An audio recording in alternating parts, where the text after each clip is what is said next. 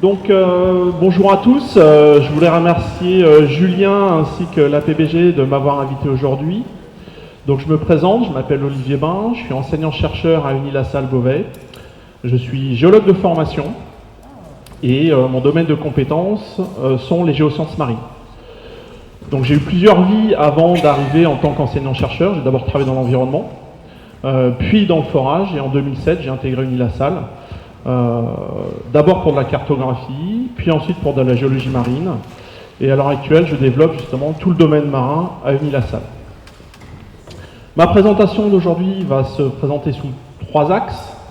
La première assez rapide pour vous présenter un petit peu ce qu'est Unilassal et notamment nos formations. Puis ensuite, je vous présenterai les supports que l'on génère via le Collège Géosciences pour le grand public, que ce soit par le musée virtuel Albert de Lapparent ou par l'application Rock'n'Walk. Et pour ce faire, vous avez également des petits flyers que vous a fourni Julien. Puis ensuite, je terminerai ma présentation notamment par un coup dans les côtes avec une overview en fait de ce qui se passe sur le domaine côtier, ce qu'est le domaine côtier et les problématiques associées. Donc globalement, Unilassal, qu'est-ce que c'est?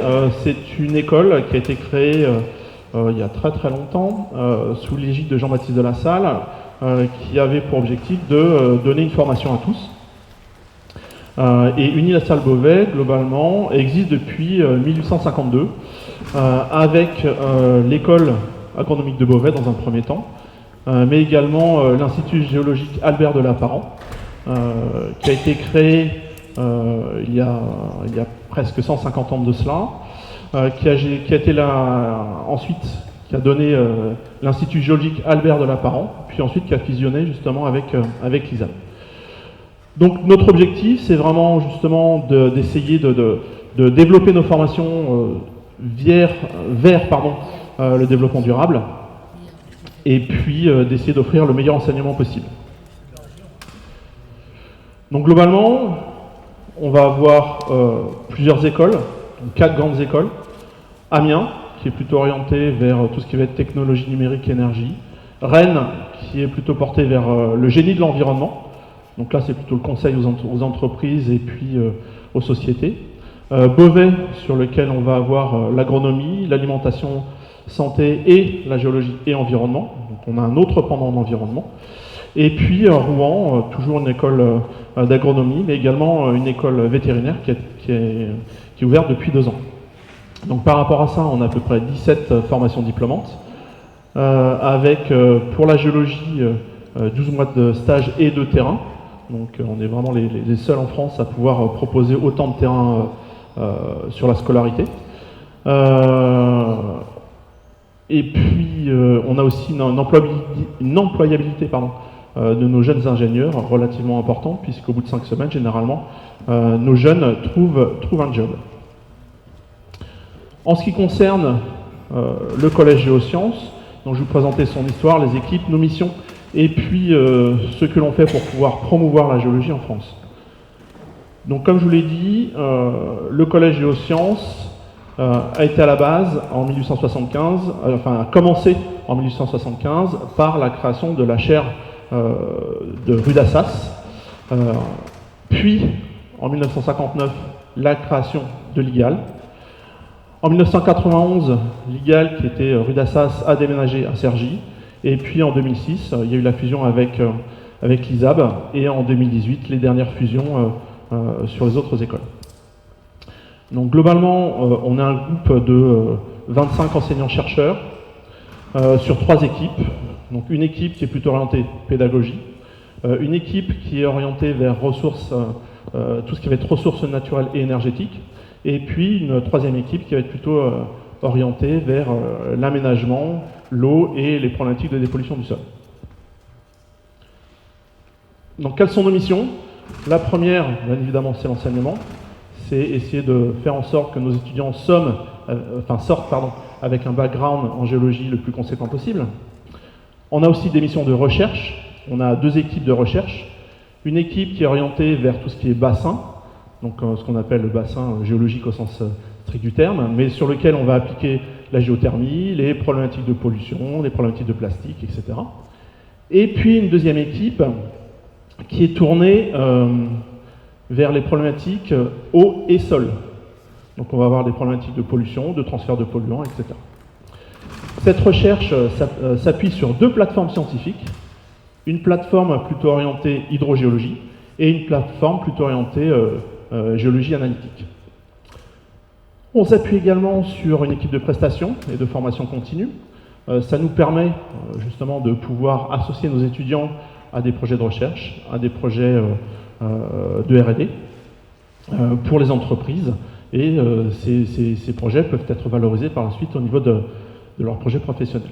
Et notre dernière mission, c'est ce que je vais vous présenter après, ça va être de valoriser le patrimoine géologique au sens large du terme, avec nos applications qu'on a développées, mais également d'un point de vue grand public sur des interventions de sortie, etc.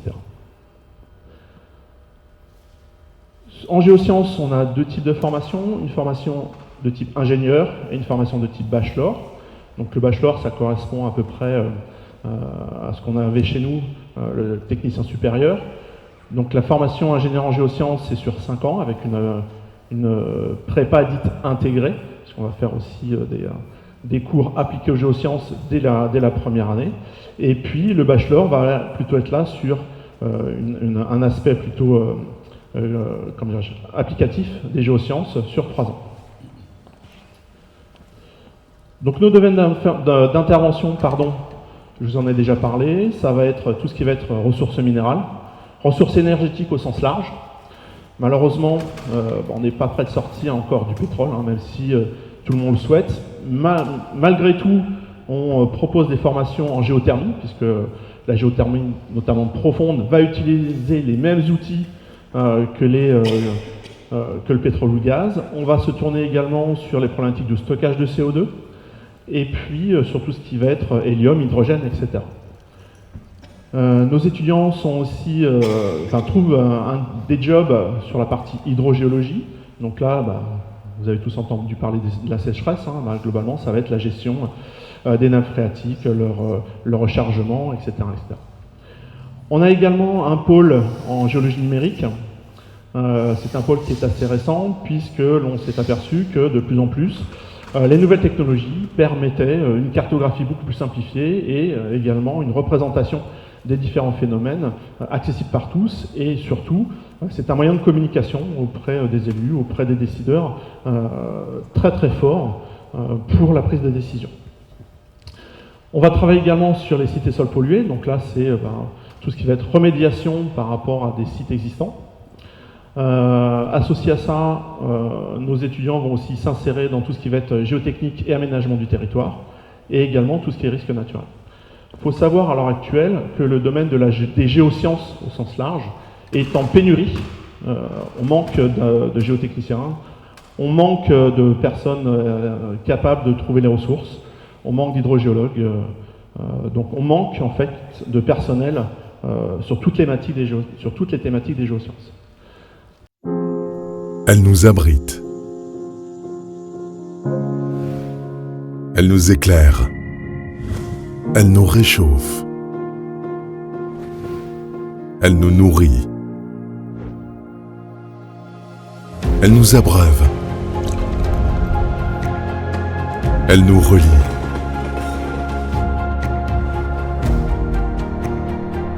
Elle nous soigne.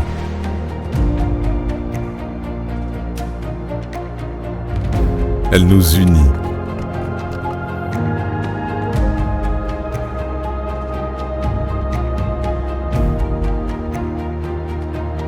Elle nous émerveille.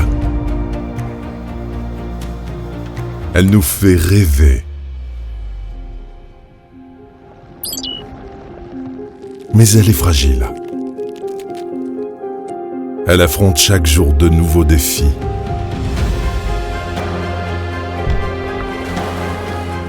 Des défis qu'elle peut relever grâce à vous. Le géologue explore. Le géologue transforme. Le géologue protège. Le géologue répare.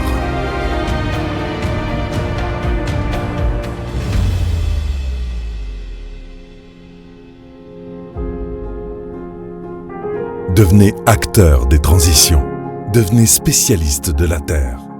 Devenez géologue.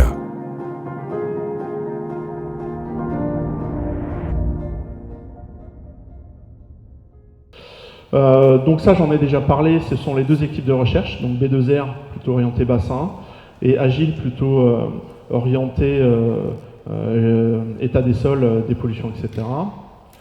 Je vous ai également parlé des plateformes géosciences et plateformes hydrogéologiques. Alors ces plateformes ont un intérêt à la fois pour la recherche, mais également pour l'enseignement, notamment sur la plateforme hydrogéologique. Cette plateforme est équipée de 20 forages sur lesquels on a des piézomètres. On peut faire des différentes actions dessus et nos étudiants, bien évidemment, peuvent travailler à la manipulation des outils sur ces thématiques. On a également des outils d'analyse analytique pour la qualité de l'eau. Et puis on se développe aussi sur la modélisation 3D avec des drones et de la télédétection. Outil très intéressant, notamment pour la vulgarisation, et vous verrez ça aussi un petit peu plus loin sur la partie musée et sur la partie rock'n'roll. En ce qui concerne la plateforme géosciences, donc on a un laboratoire de géotechnique, donc mécanique des sols, de litholamellage, de microscopie et aussi de différents outils à la fois dédiés à la recherche et à l'enseignement. Donc je vous ai parlé aussi un petit peu rapidement tout à l'heure de notre domaine d'expertise. Donc ce domaine d'expertise a pour objectif, comme je le dis tout à l'heure, d'associer à la fois les entreprises, la recherche et le monde de l'enseignement. Ce qui nous permet de travailler sur différentes thématiques comme la cartographie, la formation continue, donc les systèmes de type SIG, donc système d'information géographique, tout ce qui va être suivi spatio-temporel, photogrammétrie, etc. Donc là, on travaille avec les entreprises pour donner notre expertise et généralement on fait aussi travailler nos étudiants pour que ces derniers puissent acquérir de l'expérience et des compétences dans ces domaines et puis les valoriser au niveau de leur CV. Donc là, je vous ai présenté un petit peu le collège et les outils qu'on pouvait mettre à disposition pour nos étudiants et pour les entreprises. L'autre élément important de notre action, ça va être tout ce qui va être valorisation du patrimoine. Donc l'IGAL a une collection relativement importante et très très riche, notamment sur tout ce qui est faune du bassin de Paris. On récupère également des collections privées que l'on met à disposition. Et donc pour ce faire, on a monté un musée virtuel sur lequel on va avoir les roches, les minéraux, les fossiles, que ce soit sur nos portoirs, que ce soit via notre historique, via des collections privées. Et encore une fois, l'objectif, ça va être de travailler sur ces collections et de les mettre à disposition. Donc, je vais passer rapidement dessus.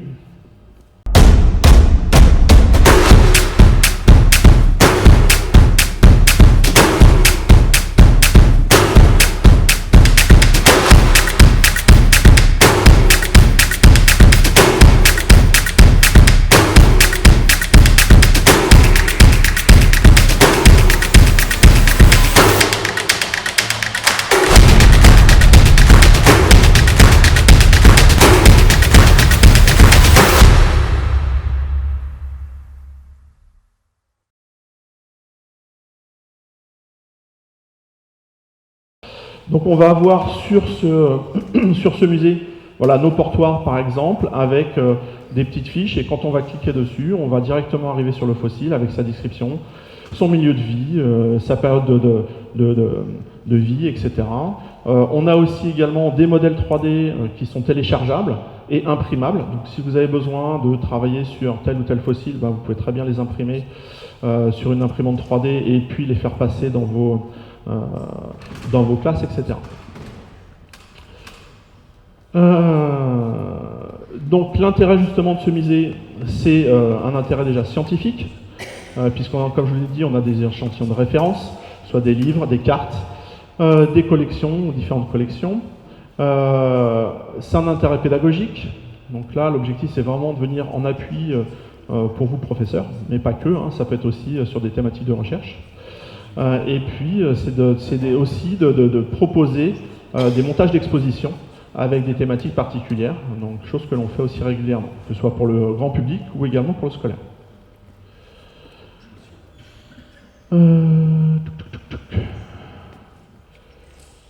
Voilà, donc ça, je vais passer cette diapo relativement rapidement aussi, puisque globalement, ça reprend un petit peu ce que je vous disais tout à l'heure. Et enfin, la dernière action qu'on est en train de mettre en place, c'est une application sur smartphone, qui s'appelle Rock and Walk, qui a pour objectif de présenter des sites d'intérêt ou des parcours que vous pouvez réaliser avec vos élèves. Donc c'est en cours de finalisation. Encore une fois, l'objectif c'est de proposer des trajets particuliers sur des thématiques particulières. Donc typiquement, nous on reprend déjà nos travaux. On a une sortie qui se fait par exemple en Bretagne, sur lequel on va notamment au Granit de Ploumana, on va sur les Pilots Lava d'Erquy, etc. Et on développe justement des points particuliers avec une explication, des cartes, des coupes, des vidéos, des panoramas légendés, pour justement faciliter un petit peu la compréhension par tous, donc que ce soit encore une fois par vous enseignants, mais également par le commun des mortels, s'ils souhaitent un petit peu travailler et comprendre les paysages qui l'entourent. Donc, comme je l'ai dit, on a des parcours thématiques, clés en main, on a des points ponctuels d'intérêt, donc là, encore une fois, avec des thématiques bien particulières. Et également, cet outil va s'appuyer sur le musée virtuel, puisque en fonction des roches, des échantillons, on va pouvoir faire apparaître les roches directement une visualisation des roches directement sur le téléphone, ou des échantillons de type minéralogique ou de type fossile. Donc pour ce faire, on a encore des projets à venir, notamment sur Rock and Walk. On est en contact justement avec la PBG pour pouvoir proposer d'autres parcours. L'objectif, ça va être encore une fois de modéliser des pièces, d'avoir de nouveaux échantillons. Donc là, la collection s'enrichit de jour en jour. On arrive à incrémenter la base de données d'à peu près 2000 échantillons par an, ce qui n'est pas beaucoup, mais en sachant qu'on en a plus de 20 000, ça vous donne une idée un petit peu des objets à disponibilité. On a également des vidéos, etc. L'objectif aussi, ça va être de modéliser en 3 dimensions certains sites particuliers.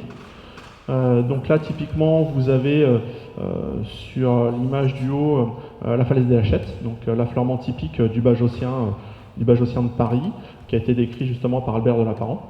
L'objectif, c'est d'avoir un modèle 3D. Malheureusement, je ne peux pas le faire tourner ici, mais ça va être aussi derrière de pouvoir le monter de manière géologique avec les différents étages et les différentes strates pour que vous puissiez, pour que n'importe quel kidam puisse sur le terrain aller le regarder vraiment et pouvoir le décrire. Ça a aussi un autre intérêt, notamment au niveau de la falaise des Hachettes par exemple, puisque c'est un secteur qui est, on le verra un peu plus tard, très fortement marqué par l'érosion côtière. C'est une partie de notre patrimoine qui risque de disparaître. Et donc le fait de le modéliser en 3D va permettre de le garder et d'avoir ce qu'on appelle un jumeau numérique pour pouvoir le conserver tel qu'il était avant sa disparition. Un autre site aussi sur lequel on a travaillé, c'est le Cap Grinet. Donc là, il est directement disponible, il n'est pas encore légendé, mais il est déjà disponible sur le musée de Lapparent, et vous pouvez y naviguer facilement et voir les différents objets sur ce lieu un petit peu particulier. Donc, voilà, en ce qui concerne le musée et puis l'application Rock'n'Walk. Donc, vous avez normalement les QR codes disponibles sur les plaquettes, donc n'hésitez pas à venir et visiter nos différentes applications. Si vous avez également besoin si vous voulez proposer des sites particuliers, vous avez ici donc les contacts qui sont Yannick Vautier ou Lise Grandsac, qui sont les coordinateurs et les personnes qui sont en charge de cette mission. Donc maintenant, on va vraiment rentrer dans le vif du sujet, donc un coup dans les côtes. Donc l'objectif, c'est de comprendre pourquoi, on va dire depuis une petite dizaine d'années, nous avons vraiment l'impression que nos littoraux reculent. Par rapport à ça, je vais aborder ma présentation sous 8 points particuliers. D'abord, je vais reprendre une définition de qu'est-ce que c'est que le littoral, parce qu'on va travailler avec différentes catégories professionnelles et on n'a pas forcément le même langage. Donc l'objectif, c'est de se comprendre. Le littoral, pour un géographe, est différent d'un géomorphologue et c'est même différent d'un géologue. Ensuite, on va voir que l'érosion, c'est qu'une question de temps. Et en fonction des échelles sur lesquelles on travaille, on va avoir des objets ou une variation rapide de certains objets. Puis, on verra également les variations du niveau marin, puisque les variations du niveau marin vont entraîner et vont générer justement ces problématiques d'érosion. Ensuite, je vais vous présenter uniquement 2 types de domaines côtiers particuliers, les domaines sableux et les domaines à falaise, puisque les autres secteurs, que ce soit les baies ou autres, sont plutôt en accrétion et ne concernent pas forcément les problématiques d'érosion. Si on parle d'érosion, il faut forcément parler d'agents de forçage. Qu'est-ce que sont les agents de forçage? Ce sont tous les éléments extérieurs à la géologie qui vont avoir un lien justement avec ces problématiques d'érosion. Et puis ensuite, on verra comment fonctionne l'érosion, donc quels sont les liens justement entre la géologie et ces agents de forçage. Puis, on va voir à la fin comment on peut lutter, et si on peut lutter contre cette érosion, bien évidemment. Et puis, je terminerai par une petite conclusion sur les différents impacts que l'on peut avoir, notamment avec le dérèglement climatique. Alors, à différence, moi, je ne parle pas de réchauffement climatique, je préfère parler de dérèglement climatique, parce qu'en géologie, il y a 10 000 ans de ça, on pouvait traverser la Manche à pied, le niveau marin était 120 mètres plus bas. Donc, qu'est-ce que le littoral? Donc, si on prend la définition du Larousse, globalement, la première définition, c'est une zone sinueuse où s'établit le contact direct ou indirect entre la mer ou un lac et le domaine terrestre. La deuxième définition qui est également donnée au niveau du Larousse, c'est que c'est un ensemble des côtes d'un pays, d'une région, d'un océan ou d'une mer, type le littoral français, le littoral breton, le littoral de la Manche, et puis je pourrais en faire toute une liste. En géographie, les 2 définitions qui sont données, c'est une définition de type physique et une définition de type humaine. La définition physique, globalement, c'est une bande de contact biophysique entre l'hydrosphère, l'atmosphère et la lithosphère. Donc on est vraiment sur, dans ces cas-là, une zone très petite qui définit le littoral. D'un point de vue géographie humaine, c'est une bande de l'influence réciproque des activités maritimes et terrestres. Et cette bande peut être relativement large. En fonction, encore une fois, des différents acteurs, on peut avoir une bande qui va de quelques kilomètres à plus de 150 km à l'intérieur des terres. Ensuite, en géologie, globalement, c'est relatif au rivage marin. On ne va travailler que sur la partie du rivage. Et généralement, on va plutôt s'appliquer, même si depuis une dizaine d'années, justement, on revient un petit peu sur ces notions-là. On va travailler uniquement dans un premier temps sur la zone de battement des marées. Et on voit malgré tout que c'est un petit peu plus complexe que ça. Et on est en train de revoir justement nos notions sur ces définitions en géologie. Enfin, en géomorphologie, encore une fois, c'est une zone de transition entre le continent et l'atmosphère. Donc là, on ne parle pas de tout ce qui est atmosphère. C'est vraiment continent, océan et atmosphère.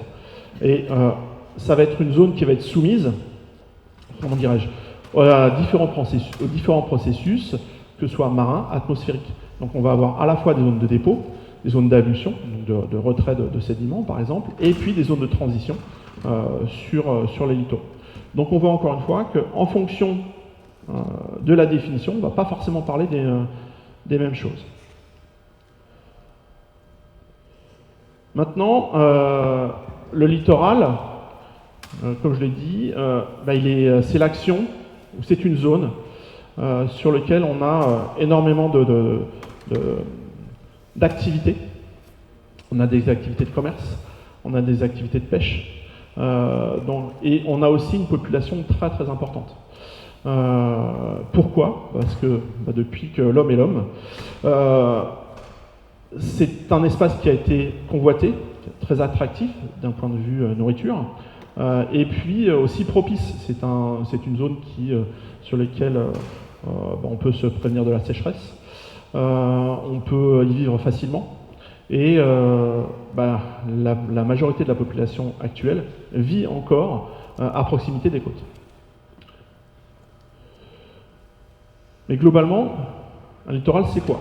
Un littoral, ça va être un système que l'on va appeler complexe, qui est composé d'éléments en interaction.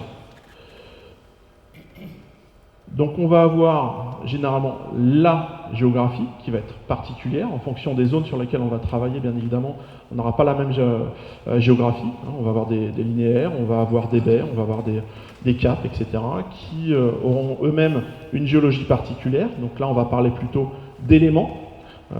Donc on va avoir des éléments divers qui vont composer ce littoral, donc des éléments anthropiques, des éléments naturels, qui vont bien évidemment interagir les uns avec les autres et sur lesquels on va avoir des réservoirs, et c'est ce que l'on va appeler des réservoirs plutôt sédimentologiques, variés, encore une fois, en interaction les uns avec les autres.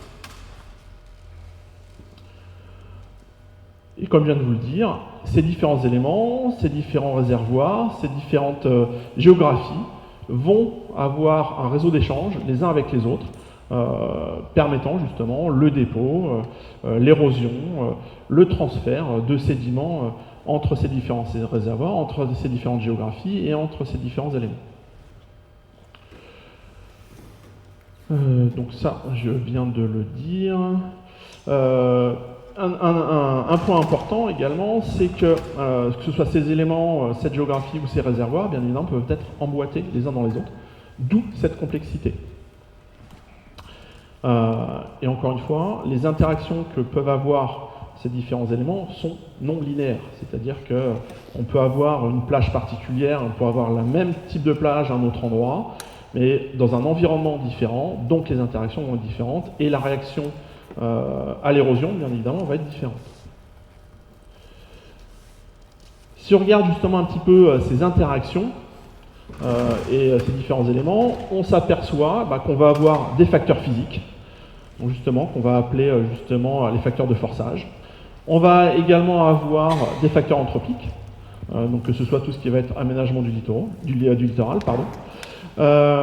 Ces facteurs physiques vont avoir une manifestation particulière dans le domaine dans lequel elles vont agir. Donc c'est ce qu'on va appeler les manifestations hydrodynamiques, donc que ce soit par le clapot, les courants, les variations du niveau marin, etc.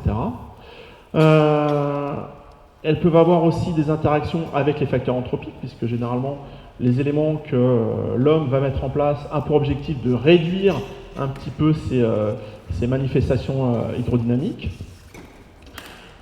Tous ces éléments-là vont générer des processus sédimentaires, donc que ce soit par un transport éolien, que ce soit par un transport marin, par un transport fluviatile, etc. Donc on va avoir des processus qui vont aussi être variés en fonction des manifestations hydrodynamiques, des facteurs physiques, des facteurs anthropiques. Et puis, bien évidemment, ces différents éléments vont avoir une conséquence sur le milieu, que ce soit de l'érosion, que ce soit l'instabilité des fonds, que ce soit les transferts ou le transport de particules, et puis l'effet sur la turbidité. Et ces effets-là vont avoir bien évidemment un impact direct ou indirect sur la biodiversité. Donc tous ces éléments-là vont amener à des métiers particuliers, donc plutôt environnementalistes sur les problématiques de transport de particules, sur les problématiques de turbidité, et puis de type ingénierie sur les problématiques d'érosion, sur les problématiques d'instabilité des fonds, et puis également sur tout ce qui va être particules. Maintenant, si on fait un petit focus sur la France, on va s'apercevoir que si on regarde la France métropolitaine et en Outre-mer, ben on a à peu près un peu moins de 7000 km de côte, ce qui nous place globalement au deuxième rang mondial sur le linéaire côtier, hein, donc avec toutes nos possessions dans le Pacifique, etc. Ça représente un peu moins de 2000 km de plage. Sur ces 2000 km de plage, uniquement 400 km sont protégés. Et sur le littoral métropolitain, 23% du littoral montre des problématiques d'érosion, donc que ce soit des problématiques liées aux falaises ou des problématiques liées aux plages. Et sur ces plages, 48% de notre littoral montre une érosion conséquente de plus de 1,5 m par an. Alors ça peut être, c'est une moyenne hein, bien évidemment, hein. Si vous prenez le littoral aquitain par exemple, on peut avoir des vitesses de recul qui sont beaucoup plus importantes. Si on prend le littoral picard, on va plutôt être dans des moyennes un peu plus faibles. Mais le littoral, c'est aussi 40% des capacités d'hébergement touristique. Donc on voit que, encore une fois, le littoral a un attrait très important et donc derrière, il va falloir le protéger pour pouvoir garder ses activités économiques. Ça représente également 6 millions de personnes en permanence sur les côtes. C'est globalement la proportion la plus importante sur l'occupation du territoire. Ça génère à peu près 30 milliards de chiffre d'affaires par an, donc que ce soit la pêche, que ce soit le transport, que ce soit le tourisme, etc. Il faut savoir également que 25% du territoire dans les premiers 500 mètres sont artificialisés. Donc ça représente un quart du littoral. Si on regarde maintenant région par région, donc en ce qui concerne les Hauts-de-France, on est plutôt sur des faciès sableux, calcaires, voire calcaires, avec des faciès dunaires. La Picardie présente des zones à 80% en érosion, et puis la Seine-Maritime à 92%. Donc on est vraiment sur des taux relativement importants d'érosion. Les zones qui sont entourées en rouge ici présentent justement les zones qui sont plutôt en accrétion. Vous voyez que c'est relativement faible, et sont constituées plutôt de vasières ou d'estuaires. Et c'est ce qu'on va retrouver généralement sur tout le littoral français. En ce qui concerne le littoral normand ou bas normand, donc cette fois-ci on est plutôt sur une géologie qui va être variée, puisque sur le haut du Cotentin on va plutôt être sur des faciès granitiques ou métamorphiques avec très peu d'évolution. Puis sur le ouest Cotentin on est sur les Havres avec énormément de faciès sableux, et puis quand on va partir ici sur les plages du débarquement, encore une fois sur des faciès variés, à la fois sableux ou comment dirais-je, ou calcaires, qui vont présenter aussi des forts taux d'érosion. Pour vous donner une idée, 75% du Calvados est en érosion, et puis sur toutes les zones dunaires de l'ouest Cotentin présente une érosion importante. Sur le littoral breton, donc là, on a l'impression que c'est relativement marqué par la présence de petits points rouges, ce qui n'est pas forcément le cas. En fait, ce qui est en rouge ici sont essentiellement les plages sableuses qui vont être soumises aux différents aléas climatiques. Et généralement, on est plutôt sur une zone qui va être, comment dirais-je, assez stable d'un point de vue érosion. Ensuite, on va passer sur le littoral vendéen. Donc cette fois-ci, on est de nouveau sur des faciès mixte, à la fois sableux et à la fois calcaire et puis un petit peu de roches métamorphiques. Et ici, encore une fois, vous voyez que le cercle rouge que vous avez ici présente cependant une très très forte érosion. On est sur l'île d'Oléron. Et puis on va avoir des zones stables, la baie de Bourgueuf, les marais Poitevin, et puis les différents secteurs endigués de Charente-Maritime. Ensuite, on va avoir le littoral aquitain. Donc le littoral aquitain, lui, va se diviser en deux secteurs. Globalement, ici, l'estuaire de la Garonne jusqu'à Biarritz, où on a un littoral quasiment fait de dunes. Donc c'est un littoral qui va être très très mobile, sur lequel on va avoir énormément d'érosion ou au moins énormément de déplacement de stocks sédimentaires.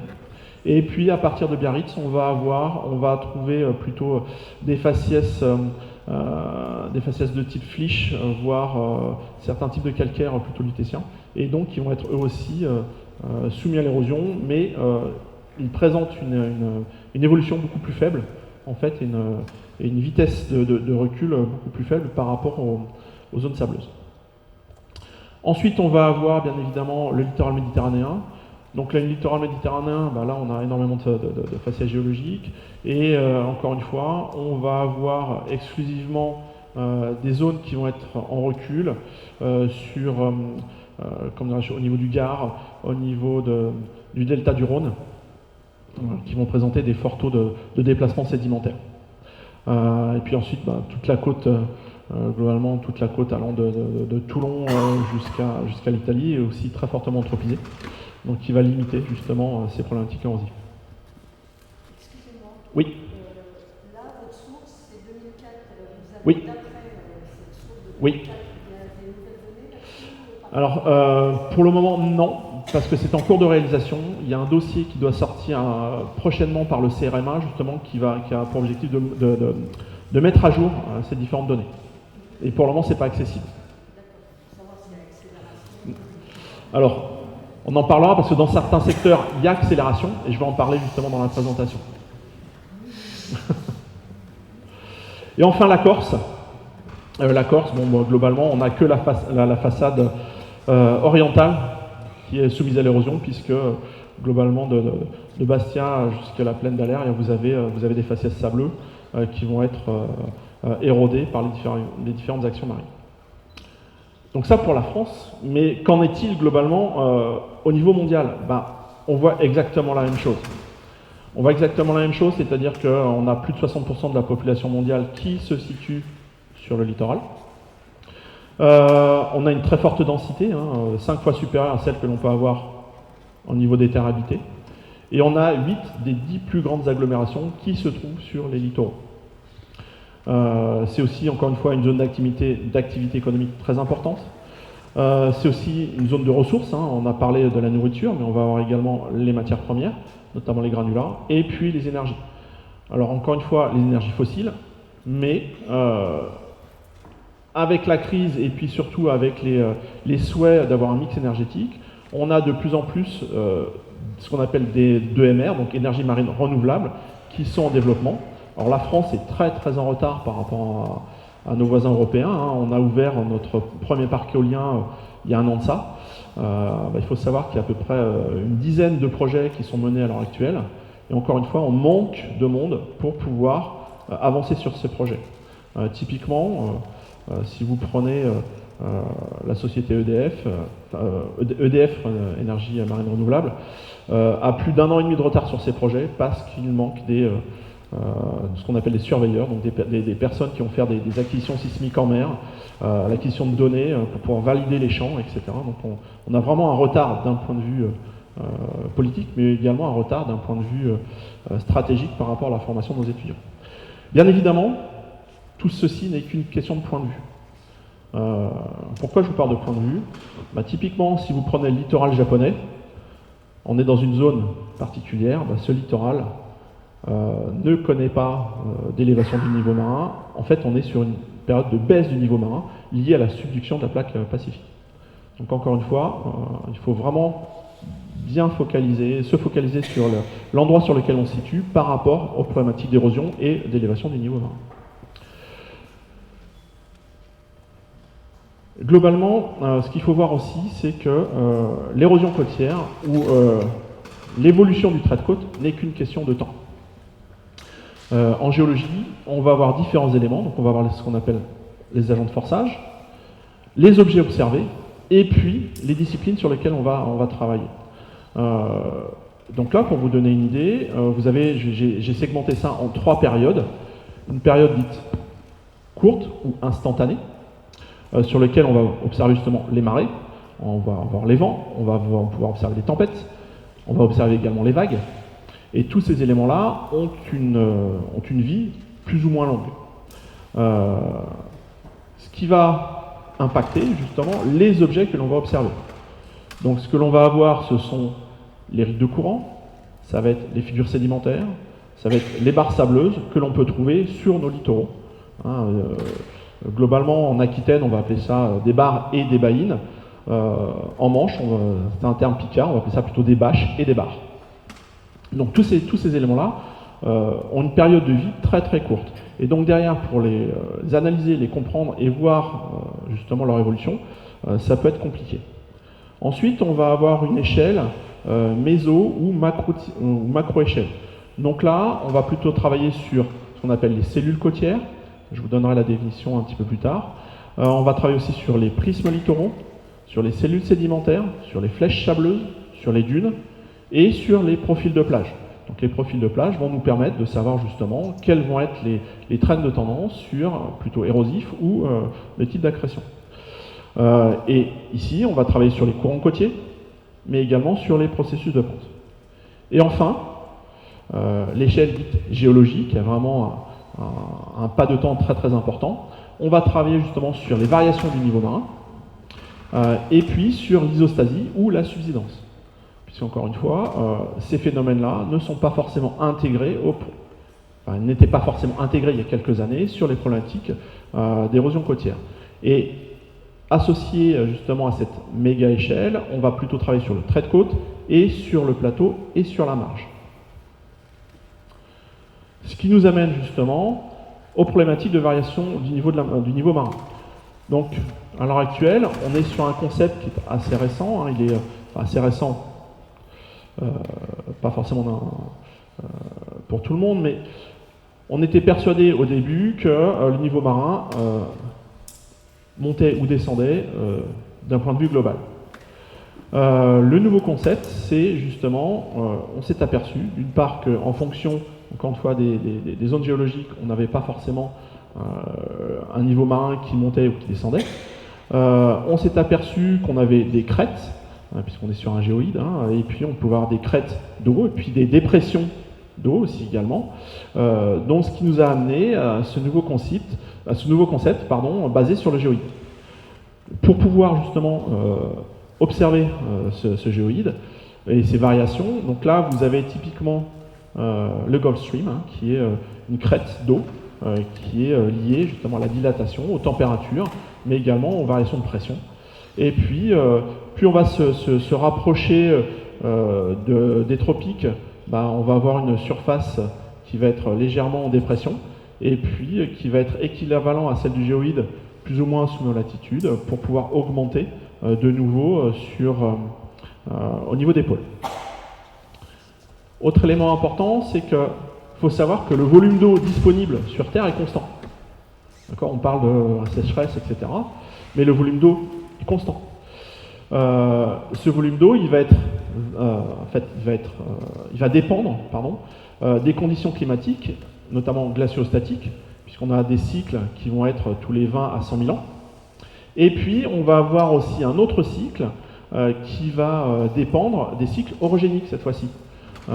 Les cycles orogéniques vont générer ce qu'on appelle des bas niveaux marins, donc plutôt des périodes d'érosion, et puis des périodes de stabilité, justement, où on va plutôt avoir des périodes de haut niveau marin. Ces variations, justement, vont provoquer des fluctuations entre l'eau solide et l'eau liquide. Encore une fois. Si on est en période de glaciation, on va avoir une eau qui disponible qui va être beaucoup moins importante. Donc on va avoir une action climatique beaucoup plus importante sur les continents, donc avec des phénomènes d'érosion, et inversement. Si on prend maintenant les 12 000 dernières années ou les 20 000 dernières années, comme je vous disais en introduction, il faut savoir qu'à la dernière glaciation, ou avant la dernière glaciation plutôt, il y a à peu près 40 000 ans, on était à plus de mètres par rapport au niveau actuel. Ensuite, on a eu la glaciation, donc en fonction des secteurs, on était à moins 120, voire moins 140 mètres au niveau actuel.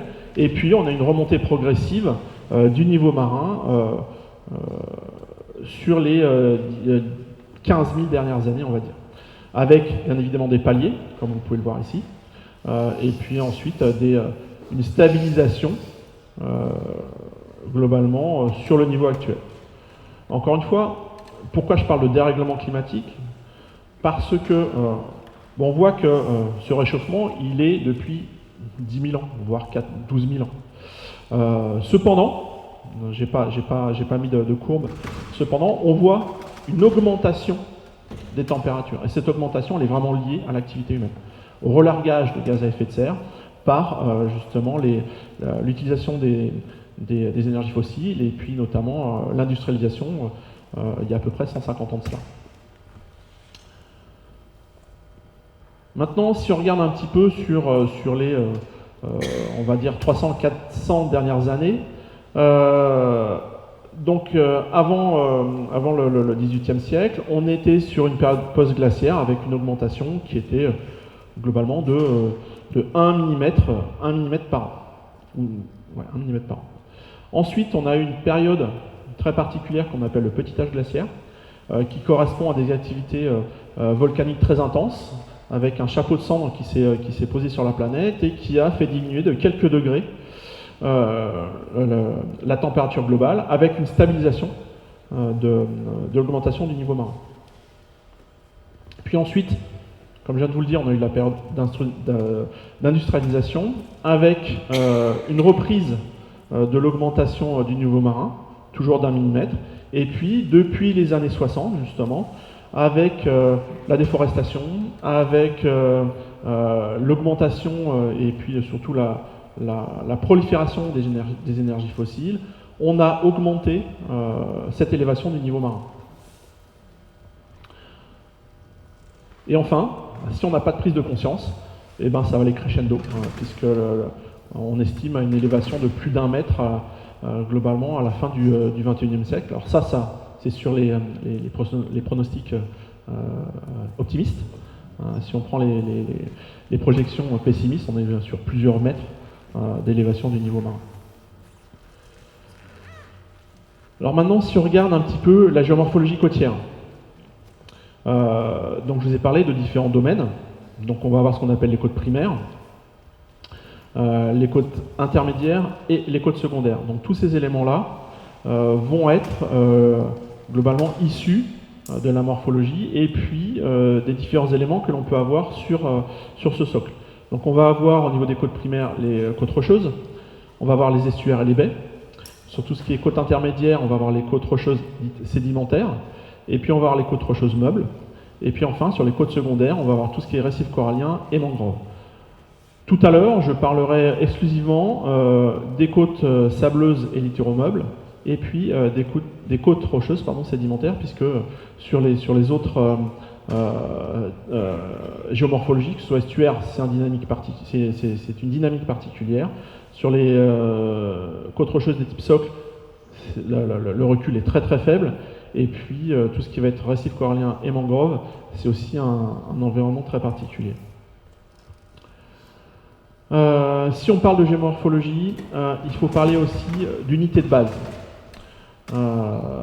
Donc on va parler d'éléments de système, on va encore parler d'agents de forçage, on va parler également de processus d'érosion et d'éléments de processus responsables de la dynamique de cette érosion. Cette unité de base, c'est ce qu'on appelle la cellule sédimentaire ou hydrosédimentaire. Généralement, on considère que, que cette cellule a une dimension temporelle, mais également une dimension spatiale. Ce qui peut amener de temps en temps à des réajustements du système et puis des variations dans l'intensité et l'efficacité des phénomènes. Donc voici typiquement une carte sur laquelle on va subdiviser justement ces cellules hydrosédimentaires. Donc on va avoir l'unité de base, on peut avoir ce qu'on appelle des mégacellules ou des microcellules. Donc on va pouvoir subdiviser ces éléments-là. Donc vous voyez ici, par exemple, si on part du cap d'Antifer, vous avez une cellule qui va aller du cap d'Antifer vers la baie de Seine, et puis au nord de cette cellule, on va avoir une cellule qui va aller jusqu'à la baie de Seine. Et on voit que cette dernière est morcelée en fonction ici des éléments anthropiques. Même chose sur le Calvados, même chose sur le Cotentin, avec une répartition ici sur une méga-cellule qui peut être divisée en sous-parties avec des directions différentes et des schémas érosifs différents. Si on prend maintenant l'exemple juste d'une partie ou d'une toute petite partie de la cellule picarde, globalement, vous voyez que vous avez ici, donc là vous avez la baie de Somme et au nord vous avez la baie d'Authie, vous avez une zone de Bouchot qui est ici, vous avez les communes de Quin et de Fort-Mahon, et on voit que cette cellule va présenter une zone ici en accrétion, qui est liée à l'activité mythinicole. Juste derrière, on va de nouveau avoir une zone en accrétion, parce qu'on va reprendre une énergie classique de déplacement, puis une zone stable, et puis ici, de nouveau, une zone en accrétion avec la création d'une flèche sableuse. Donc sur une même cellule, on peut avoir différents segments qui vont réagir de manière différente en fonction des éléments qui sont présents sur cette cellule. Si on regarde maintenant justement la plage et quels vont être les liens entre les différents stocks ou différents éléments que l'on peut avoir. Donc vous avez ici un schéma classique en fait d'une plage avec le domaine offshore, ce qu'on appelle l'avant-plage, la plage, et puis le système dunaire avec les zones de déferlement, les zones de swatch, donc c'est les zones de déferlement de vagues que l'on peut avoir juste avant la plage, et puis la zone je ne connais pas le terme français, en fait le swatch c'est l'onomatopée anglaise pour le déferlement d'une vague sur le littoral. D'accord ? Vous imaginez sur la plage, et ça fait swash. Voilà. Et puis vous avez la zone intertidale sur laquelle on a la zone de swash, et puis la plage. Donc on va avoir, au niveau de l'avant-plage, bien évidemment, des liens entre le domaine offshore et le domaine de plage. Donc on va avoir des échanges entre les différents stocks sédimentaires. Ces échanges vont être variables, bien évidemment, au niveau des conditions météo-océaniques sur lesquelles on se situe. On va avoir aussi, sur la partie, cette fois-ci, plage, des interactions entre l'avant-plage et la dune, en fonction, encore une fois, des périodes. On va définir deux types de périodes. Une période de repos, qui est plutôt ce qu'on appelle la période estivale, qui va permettre à la plage de s'engraisser, et une période dite active, qui va correspondre à la partie hivernale, donc plutôt novembre jusqu'à mi-mars, début avril, qui est soumise à des périodes de tempêtes, et qui, ces tempêtes, vont prendre le sable sur les dunes et vont les ramener sur l'avant-plage, voire peut-être sur le domaine offshore. Et puis bien évidemment, on a au niveau de la dune des échanges entre la plage et puis l'arrière-pays. Donc voici un petit peu les différents réseaux et les différentes manières ou liens que l'on peut avoir sur une zone côtière de type sableuse. Faut savoir également que ces plages sont variables. Elles vont être variables d'un point de vue granulométrique, et donc cette granulométrie va générer une morphologie différente. Typiquement ici vous avez une plage sableuse, et puis ici vous avez une plage à galets. Donc on voit qu'on a une pente relativement forte, alors que sur une pente sableuse on va avoir plutôt une pente qui va être constante à avoir, avec une morphologie en creux et en bosse, donc soit bar et baïne, soit bar et bâche en fonction de la localisation sur laquelle on est. Encore une fois, donc là vous avez vraiment la représentation des pentes en fonction de type de granulométrie. Et puis là vous avez également des photos présentant justement ces variations morphologiques liées à cette granulométrie. La morphologie va être aussi fonction de la pente, donc on l'a vu, de la granulométrie, mais également notamment des vagues, parce qu'en fonction des vagues, ces vagues vont attaquer plus ou moins la plage. Ça va être aussi dépendant de la marée. Bien évidemment, quand on est sur du microtidal ou sur du macrotidal, on va avoir des actions qui vont être complètement différentes. Et puis, on va avoir aussi des actions liées aux tempêtes. D'accord ? Donc, ce qui va permettre aussi d'avoir des plages dites réflectives, intermédiaires ou dissipatives. Donc, typiquement, dissipatives, ce sont les grandes plages que vous avez, comment dirais-je, en Normandie. Les plages réflectives, c'est celles que vous avez sur le littoral méditerranéen, et puis les plages intermédiaires, pour faire rapide, sur le littoral aquitain. Généralement, une plage a ce qu'on appelle un profil. Elle a un profil théorique qui va varier en fonction des périodes, donc des périodes calmes, donc de repos ou des périodes actives. Et on va avoir une enveloppe qui va changer au fur et à mesure des périodes, et ce profil d'équilibre va entrer justement dans cette zone de battement. À l'heure actuelle, la majorité des plages justement ont un profil d'équilibre instable, c'est-à-dire que ce profil d'équilibre va plutôt tendre à descendre, lié justement aux actions des tempêtes, aux actions des vagues, ça on le verra un peu plus tard, ce qui va générer justement une modification de cette zone de battement. Et si cette zone de battement évolue, ici on va attaquer un petit peu plus haut au niveau des dunes. Donc voilà en ce qui concerne les plages sableuses. Maintenant, si on regarde un petit peu les côtes à falaise, donc alors, juste d'un point de vue historique, le terme falaise est un terme normano-picard du XIIe siècle qui signifie un escarpement au niveau de la côte. Donc vous avez différents types de falaises. Vous avez ce qu'on appelle les falaises vives, donc qui sont actives, qui vont être soumis à l'érosion. Vous avez les falaises mortes, donc ce sont des reliquats de falaises qui ont été érodées. Et puis vous avez des falaises qui ne sont pas rocheuses. Si vous prenez sur certains littoraux, vous avez typiquement les Vaches Noires. Ce sont de grands glissements marneux en fait qui arrivent sur le littoral. Et bien évidemment, vous avez des falaises qui ont des tailles variables.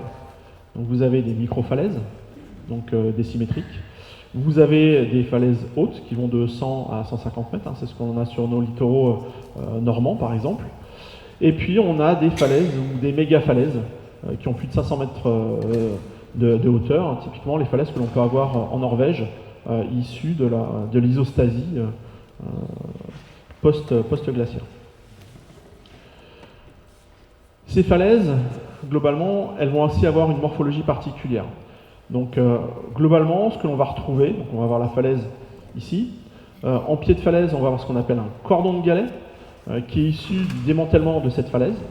Et ce cordon est très très important, puisqu'il va venir entre guillemets protéger ce pied de falaise. On va avoir aussi également une encoche basale, qui est plus ou moins marquée et qui correspond globalement à l'action de ces galets ou de ces débris sur le pied de falaise, qui va venir qui va avoir un effet mécanique sur ces pieds de falaise et puis qui vont contribuer à son érosion. Et puis on peut avoir une plateforme d'abrasion, typiquement celle que l'on a encore une fois sur nos côtes. Donc c'est ce que l'on a sur nos côtes. Bien évidemment, on a différents types de falaises. On peut avoir des falaises plongeantes, on peut avoir une falaise sans plateforme ou des falaises avec plateforme, bien évidemment. Maintenant, comment évoluent ces falaises et comment elles sont soumises à l'érosion? Donc globalement, ce qui se passe, c'est que vous avez une falaise avec une paroi plus ou moins verticale, et vous allez avoir une encoche qui va se créer issus de l'action des vagues, mais également du matériel qui est présent sur ce pied de falaise et qui va avoir pour rôle d'abrasion sur ce pied de falaise. Généralement, ce que l'on va avoir aussi, c'est que cette encoche va devenir de plus en plus importante, et sur les surplombs, on va avoir des fragilités qui vont se mettre en place, et ces fragilités vont être accentuées par la pluviométrie. C'est-à-dire qu'une fois qu'on a un point de faiblesse, l'eau est fainéante, elle va prendre ses points de faiblesse, et puis elle va circuler, pénétrer via ces plans, et fragiliser, et puis ressortir à des endroits un petit peu particuliers. Une fois qu'on a atteint le point de rupture, on a éboulement, et puis on va recommencer ce système au fur et à mesure.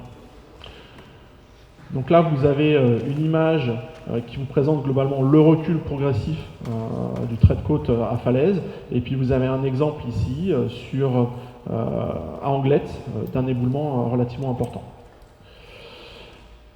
Alors ces processus, ils sont liés d'une part aux vagues, comme je l'ai dit précédemment. Ces vagues vont générer une érosion du pied de falaise, qui va générer bien évidemment des débris. Ces débris vont être transportés par les courants et vont servir d'éléments abrasifs. Ce qui va générer un effondrement avec des mouvements de masse. Ces mouvements de masse vont générer de nouveau des débris en pied de falaise, et puis on va comment dirais-je, alimenter le système érosif de ces pieds de falaise. Et puis bien évidemment, ces mouvements de masse vont générer des reculs importants des falaises.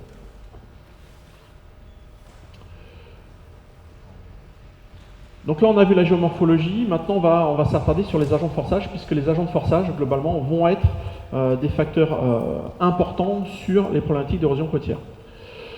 Le premier qu'on va voir, c'est les vagues et la houle. Donc globalement, ce sont des éléments qui paraissent anodins, mais en fonction de leur hauteur et de leur puissance, vont être des facteurs érosifs très très importants. Les vents, bien évidemment, parce que les vents vont générer la houle hauturière, et cette houle va venir sur les côtes et va provoquer l'érosion. Les courants, bien évidemment. Les courants vont permettre le déplacement des matériaux sédimentaires, mais on va avoir aussi des courants particuliers, les courants de marée, qui peuvent justement accentuer ou pas les phénomènes érosifs. Si on a une marée basse et une tempête, l'action va être faible.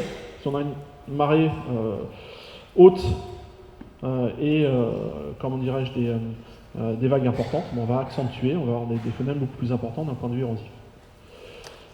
Et bien évidemment la marée. Donc, comment va agir la vague?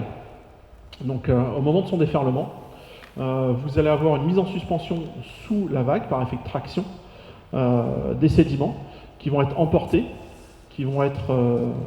et transportés selon des directions particulières, ce qu'on appelle le courant de dérive. Ces courants, bien évidemment, et ces vagues vont générer justement les marées-bâches. Comme vous pouvez le voir ici, donc là vous avez une première vague qui va générer une première barre, une première bâche, puis ensuite on va avoir un déferlement qui va générer de nouveau une structure en bâche et ainsi de suite. Mais ces agents de forçage, ils sont liés, notamment tout ce qui va être vent, vague, etc., à ce qu'on appelle la NAO, donc la North Atlantic Oscillation, donc l'oscillation nord-atlantique, qui est une position variable de l'anticyclone des Açores et de la dépression islandaise. Donc je ne vais pas rentrer dans les détails, mais en fonction des périodes, soit on a ce qu'on appelle une NAO positive ou une NAO négative, avec des effets importants sur les tempêtes. Et plus on a de tempêtes, plus on a d'érosion, et plus on a de périodes calmes, plus on a de l'accrétion. Et voilà, pour vous donner aussi un petit schéma sur les courants de dérive et leur utilité, c'est qu'on va avoir la houle qui va venir frapper et déferler selon un angle particulier. L'eau va redescendre de manière gravitaire, donc perpendiculaire à la plage, et puis on va avoir un déplacement de cette manière des éléments sableux, ce qui va générer par la suite la formation de cordons, que l'on peut avoir ici, des cordons ou des crochets sur les plages que l'on peut trouver typiquement au Bourdel par exemple, pour les gens du Nord. C'est ce type de formation lié au courant de dérive. Je vous parlais des tempêtes. Les tempêtes, globalement, on s'aperçoit justement qu'avec ce dérèglement climatique et ces variations de la NAO sont de plus en plus nombreuses et forment maintenant ce qu'on appelle des clusters. Donc des clusters, ce sont des regroupements tempétueux de plusieurs jours, voire maintenant de semaines, avec des actions très importantes, puisqu'il n'y a plus de temps de repos en fait. Et si on regarde, donc ici on a fait une étude sur à peu près un peu moins de 15 ans sur la plage de Quin, donc encore une fois sur le littoral Picard. Cette plage avait des problèmes d'un type d'érosion, donc on a installé, le syndicat qui avait en gestion le littoral a mis en place un système de drainage, et on voit globalement qu'on a une stabilité sur les 4 premières années, et puis on a Xynthia. Xynthia va être vraiment une période très très importante, puisqu'on a un recul de plus de 10 mètres sur ce littoral. Et puis on voit également, depuis quasiment 10 ans, une augmentation des phénomènes tempétueux, et notamment de ces clusters. Donc qu'est-ce que ça va avoir comme impact? Encore une fois, on a moins de temps de repos, donc moins de temps de recharge de manière naturelle pour la plage. Et donc on est vraiment en déséquilibre. Et donc les stocks sédimentaires qui ont été mis depuis la dernière glaciation se font grignoter de plus en plus et retournent à la mer. Et la période estivale, qui normalement doit permettre un rechargement naturel, ne joue plus son rôle de rechargement. Donc, on érode de plus en plus. Avec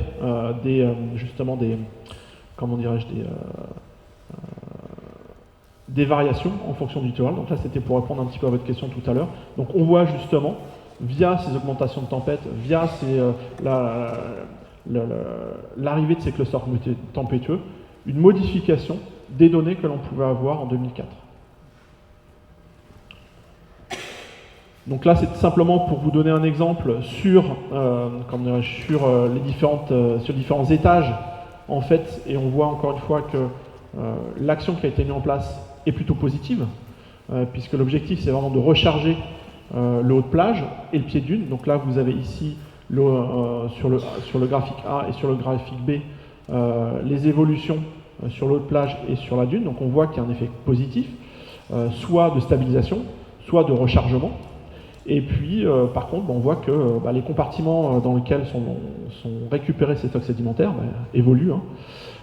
Et puis, on voit également sur la partie basse de l'estran une stabilisation sur les premières années, et puis une augmentation du stock sédimentaire qui est liée notamment à un début de transfert du haut estran vers le bas estran, lié justement à ces activités tempétueuses importantes.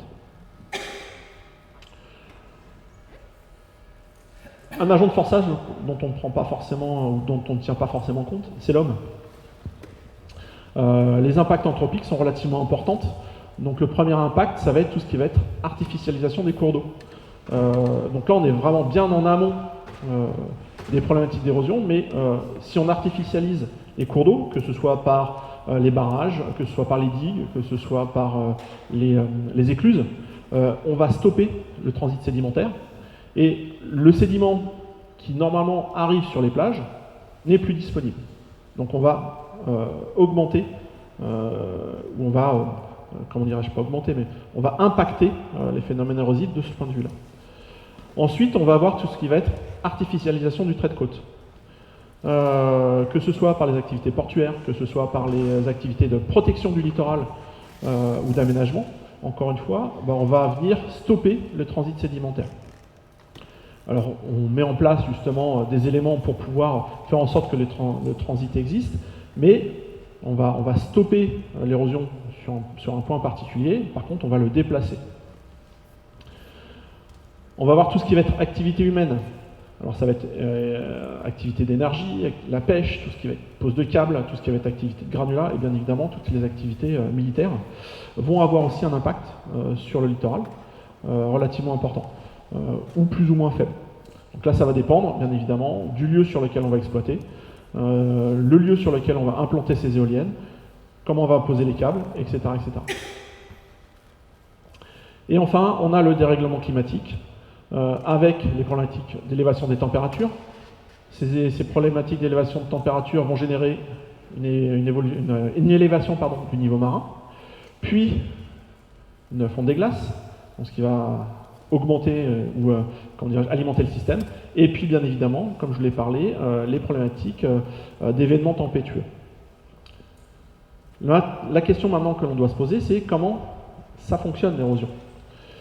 Donc on va avoir, globalement, ce que l'on peut dire à l'heure actuelle, c'est qu'on a on avait, c'est plus forcément le cas, mais il y a encore 15 ans, on avait une connaissance fragmentaire et empirique de ce système.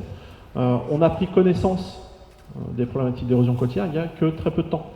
Encore une fois, c'est lié notamment à des problématiques gouvernementales. Les communes ont l'obligation de gérer leurs littoraux. Et donc, il y a une police qui s'appelle la DDTM qui a pour action de vérifier si les communes protègent bien leurs littoraux.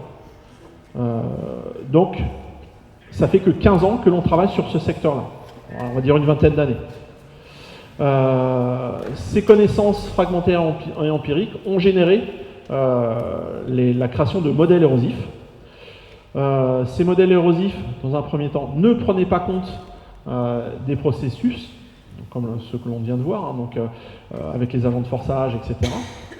Donc on a pu justement définir les processus mécaniques, on a pu aussi définir des processus physico-chimiques. Hein, sur la craie, par exemple, on a une action mécanique, on a aussi une action physico-chimique. Et puis, bien évidemment, les processus biologiques. On n'en parle pas, mais certaines espèces, notamment les lithophages, vont venir et grignoter une partie de la falaise. Tous ces éléments-là sont de nouveau maintenant intégrés dans les modèles érosifs et sont pris en compte. À cela, bien évidemment, on va ajouter les agents de forçage pour pouvoir optimiser les modèles présents. Et puis, comment dirais-je, on tient compte aussi avec les connaissances que l'on a actuellement, de la modification de la morphologie du littoral pour être intégrée dans ces modèles. En sachant, bien évidemment, que les agents de forçage vont interagir les uns avec les autres. Ils vont interagir, encore une fois, avec le modèle érosif, parce qu'en période de tempête, on va avoir une action importante. Hors période de tempête, on va avoir une action beaucoup plus faible. Et puis, ces agents vont aussi participer à la modification de la morphologie du littoral. Donc voilà un petit peu les connaissances actuelles et comment on essaie justement de proposer des solutions pour lutter contre l'érosion. Donc globalement, ce qui ressort des expériences, c'est qu'on n'a pas de solution concrète, on a juste justement des expériences. On n'a pas de solution miracle, c'est très difficile de lutter contre la nature. Quand vous avez une inondation, c'est quasiment impossible de l'arrêter. Quand vous avez des phénomènes cataclysmiques importants, on les subit plutôt qu'on s'en protège. À l'heure actuelle, on propose surtout des combinaisons de plusieurs types de défense. Et on les verra un petit peu plus loin dans la présentation. Justement, ces combinaisons ont pour objectif d'apporter des solutions pérennes et concrètes. Et généralement, ça présente de bons résultats. Ces défenses peuvent être soit souples ou dures. Souple, on peut l'appeler aussi douce. Donc voici un petit peu les différents éléments. Et tout ceci, on doit en tirer justement profit et avantage. C'est-à-dire quels vont être les profits d'un point de vue sédimentaire, mais pas que. L'objectif, c'est aussi de protéger les biens et les personnes. Donc quels vont être les profits et les avantages des solutions que l'on peut apporter. L'objectif, bien évidemment, ça va être non pas de stopper ces problématiques, mais surtout d'atténuer les inconvénients respectifs de chaque méthode. Donc si on regarde un petit peu les actions que l'on peut mener, en sachant encore une fois que c'est réglementé, les acteurs locaux ont délégation et donc doivent protéger leurs littoraux. C'est une vraie problématique, parce que si on stoppe l'érosion d'un côté, on risque de la déplacer, comment dirais-je, à la commune en avril hydraulique, et puis l'érosion ne connaît pas les limites de commune, ne connaît pas les limites de canton, de département, de région, et voire les limites des États. Donc le système côtier, dans un premier temps, traitait uniquement le problème d'un point de vue local, avec la géomorphologie, Ne prenez pas compte les problématiques, ne prenez pas compte des problématiques de transport sédimentaire et des agents de forçage, ce qui a généré justement plutôt une aggravation de l'érosion que des solutions pérennes. Les solutions qui doivent être apportées, globalement, doivent proposer des fonctions économiques. Donc elles doivent protéger d'un point de vue économique. On ne va pas protéger tout et n'importe quoi. Si on a un littoral qui n'est pas urbanisé, ça ne sert à rien de le protéger, autant le laisser à l'érosion. On ne va pas capitaliser dessus. Il faut que ça ait des fonctions sociales. Typiquement, protéger un hôpital, protéger une école, quelque part c'est important. Il faut que ce soit viable. Il faut que ce soit également facilement acceptable par la population. Typiquement, si on met ce qu'on appelle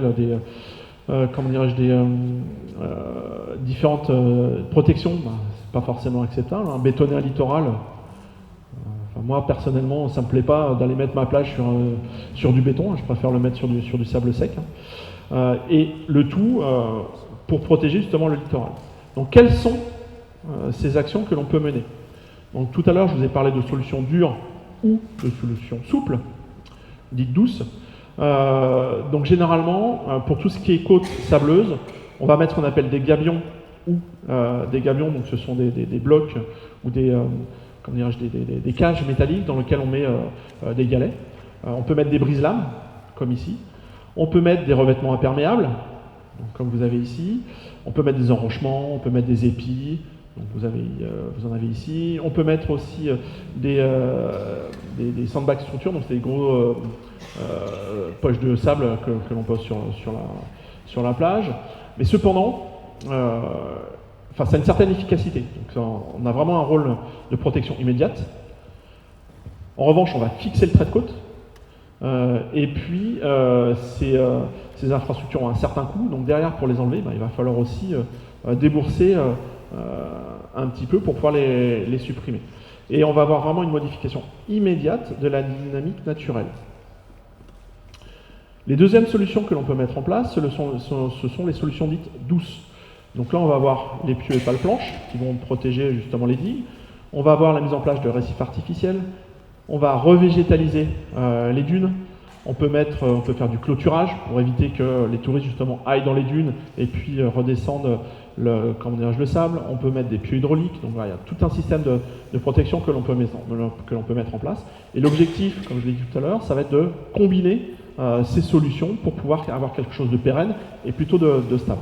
Ce qui est intéressant dans ces solutions-là, c'est que avec les solutions douces, on va composer avec le milieu naturel. C'est-à-dire qu'on va laisser une part de naturel sur le rechargement de la plage. Généralement, ces actions ont aussi une durée de vie limitée. Donc derrière, ça a un coût moindre d'un point de vue, d'un point de vue aménagement et puis d'un point de vue de... j'ai plus le terme en tête, mais bon, c'est pas grave. Et autre chose, ce sont aussi des actions qui sont réversibles. C'est-à-dire que si on a besoin de les enlever, on peut les enlever relativement rapidement.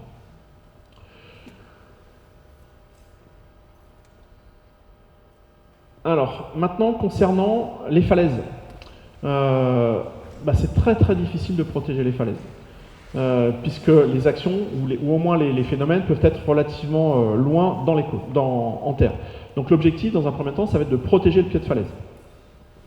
Donc généralement, on va mettre des digues, des ouvrages maçonnés ou des enrochements. La deuxième voie de stabilisation, ça va être un reprofilage de la falaise. Donc on va couper le fait que ce soit une falaise vive.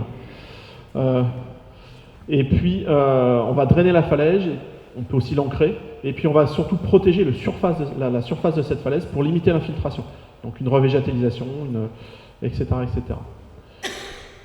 Donc je ne vais pas vous mettre la stabilisation, les avantages et les inconvénients parce que je suis un petit peu à la bourre déjà.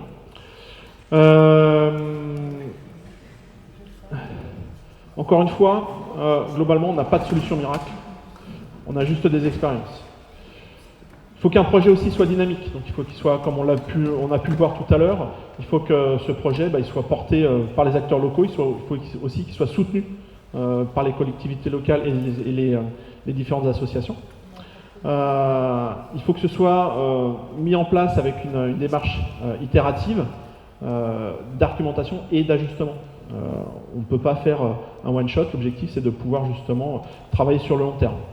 Il faut aussi prévoir des suivis et puis organiser ces suivis. Quand on va mettre en place justement ces techniques, ça va être d'évaluer les techniques de gestion, d'adapter ou de modifier si nécessaire dans le temps. Justement, les méthodes 12 vont permettre l'adaptation de ces mises en place. L'objectif aussi, d'un point de vue économique, ça va être d'estimer ces protections. Et puis après, encore une fois, de bâtir des connaissances pour pouvoir augmenter nos connaissances et puis de pouvoir travailler sur le long terme. Je vais passer maintenant à la conclusion. Donc, le littoral, globalement, c'est un espace fragile. Comme on a pu le voir, c'est un espace qui est dynamique, qui est soumis à énormément de facteurs, que ce soit naturels ou anthropiques, et qui évolue très très rapidement. L'intérêt, c'est que depuis 15-20 ans, on a une prise de conscience justement sur ces problématiques. Donc on met en place des projets de recherche, on met en place des actions de concertation pour justement limiter ces actions. Et encore une fois, on ne va pas protéger le littoral pour protéger le littoral. On va le protéger parce que derrière, vous avez des activités humaines, que ce soit économiques ou autres. Il est nécessaire d'agir. Encore une fois, c'est quelque chose qui est très rapide. On le voit de manière assez effective par les infos, etc. Mais on s'aperçoit qu'avec le dérèglement climatique, on a une augmentation de ces phénomènes. C'est un secteur, encore une fois, qui est en plein essor. Je vous disais tout à l'heure, on manque d'ingénieurs, on manque de géologues pour travailler sur ces problématiques-là. C'est une nécessité encore réglementaire. Encore une fois, chaque commune doit protéger son littoral. Et enfin, la recherche y est présente. Donc je vous ai peut-être dessiné une image un petit peu pessimiste. Malgré tout, avec tout ce qui se passe à l'heure actuelle, tous les projets de recherche que l'on monte, il faut être optimiste. Si on n'est pas optimiste, on ne va pas aller bien loin. Et puis justement, on voit que ces projets fonctionnent. Encore une fois, il y a une prise de conscience avec la genèse des réseaux d'observateurs des littoraux, etc., pour justement proposer des solutions. Donc si vous avez besoin, je pense que la présentation sera à disposition, donc vous avez toute ma bibliographie. Et je vous remercie de votre attention, et si vous avez des questions, n'hésitez pas. Et si vous souhaitez bon vent.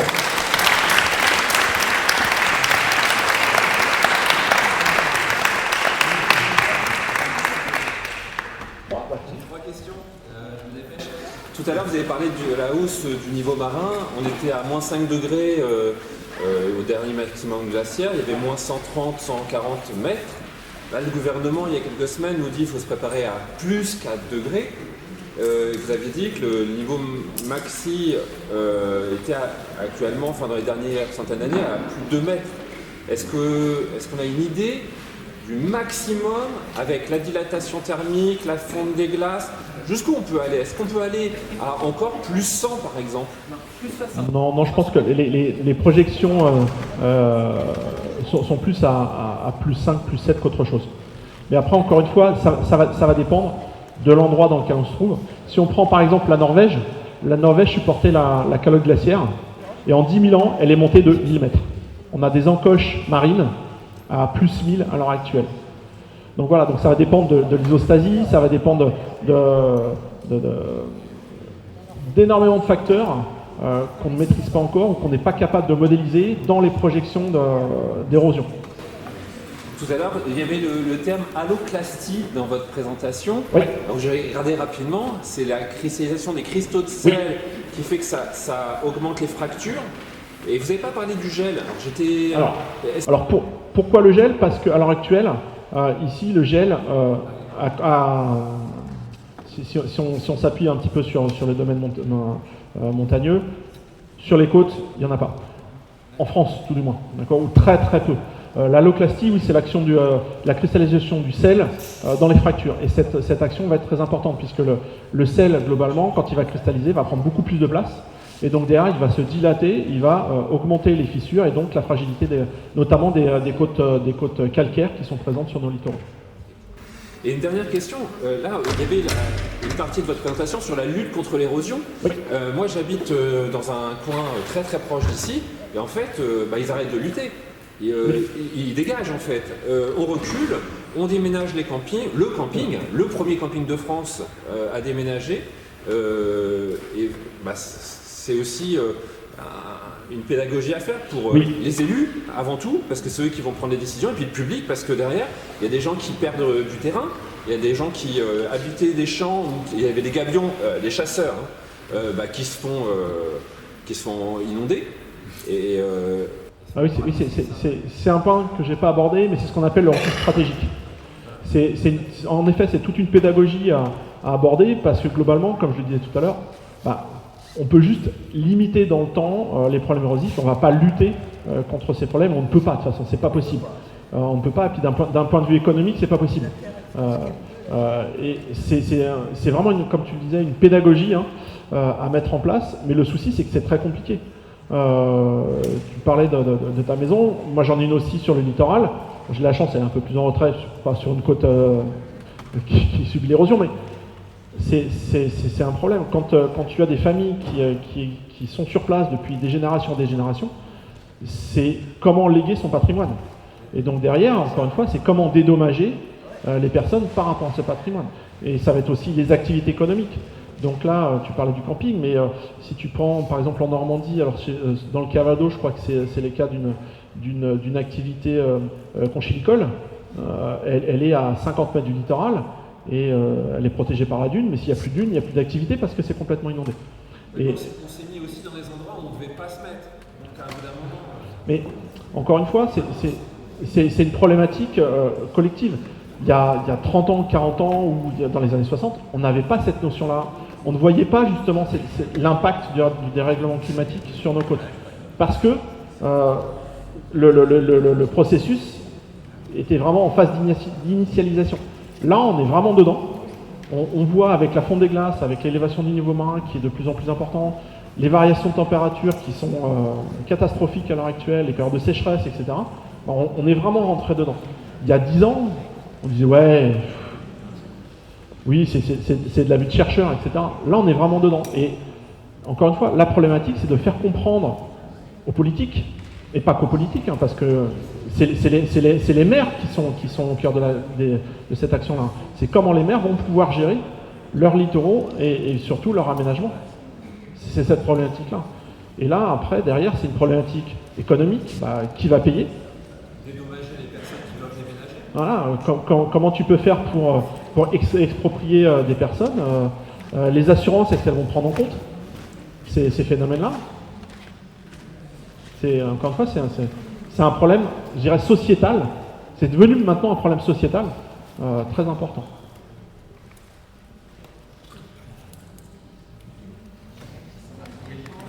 Ah, j'avais pas vu.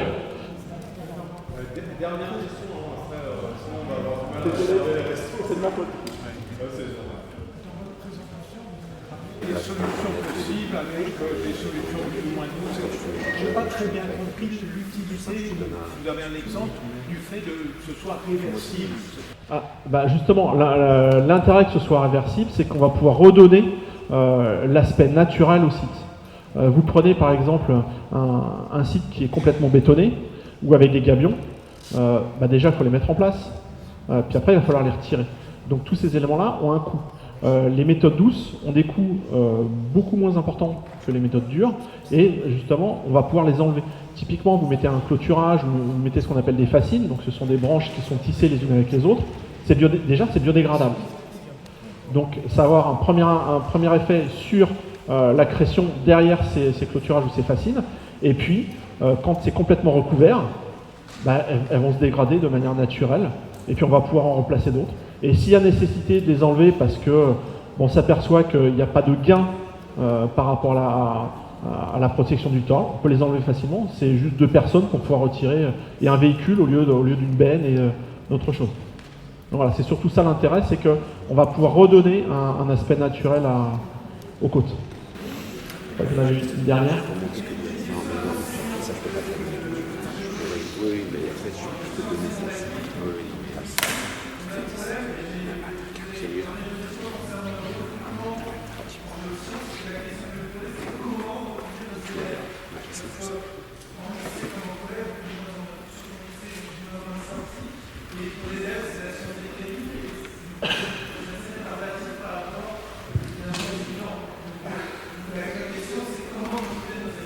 Alors, je pense qu'on peut lier entre guillemets, la géologie et le vivant. Les roches calcaires, c'est fait de fossiles, et le fossile, c'était du vivant. Si on ne tient pas compte de ce qui s'est passé, on ne pourra pas protéger ce que l'on a à protéger. Après, derrière, encore une fois, on veut travailler dans l'énergie, okay, mais l'énergie, c'est quoi? Ça va être les ressources fossiles, mais ça peut être aussi les EMR. Dans les EMR, typiquement, donc les EMR, les énergies marines renouvelables, ça va être, on va utiliser les mêmes outils. Alors le souci, encore une fois, c'est que la géologie a une image très très sale parce que c'était surtout, à la base, orienté vers, comment dirais-je, l'exploitation minière, donc derrière avec une connotation de dégradation du milieu naturel et puis également de pollution. C'était aussi tourné vers les énergies fossiles, sauf qu'à l'heure actuelle, quand on veut faire de la géothermie, typiquement, c'est une ressource énergétique très importante que l'on n'utilise pas assez, on va utiliser les mêmes outils que la géologie pétrolière. Quand on veut installer un parc éolien, on va utiliser les mêmes outils que la géologie pétrolière. Quand on veut travailler sur des forages d'eau profonde, par exemple, par rapport à la pénurie d'eau, on va travailler avec les mêmes outils que la géologie pétrolière. Voilà. Donc, c'est dommage parce que le premier film que je voulais vous montrer, justement, c'est on présente la géologie, les actions de l'homme sur la nature et comment on peut remédier. Et justement, le géologue, comment ce dernier peut aider à faire ça. Alors après, pour pouvoir attirer, justement, il y a le Rock'n'Walk. Donc c'est une application qui est gratuite. Tout le monde peut l'utiliser et l'objectif, c'est que ce soit utilisable n'importe où en France, sur des thématiques particulières. Ça va être des sorties, ça va être les fossiles, ça va être... Voilà. Et encore une fois, vous l'avez dit, le problème c'est que c'est de moins en moins enseigné au niveau des sciences, et ça malheureusement on ne peut pas faire grand chose, sauf avoir l'appui des majors pour avoir un impact au niveau de l'enseignement supérieur.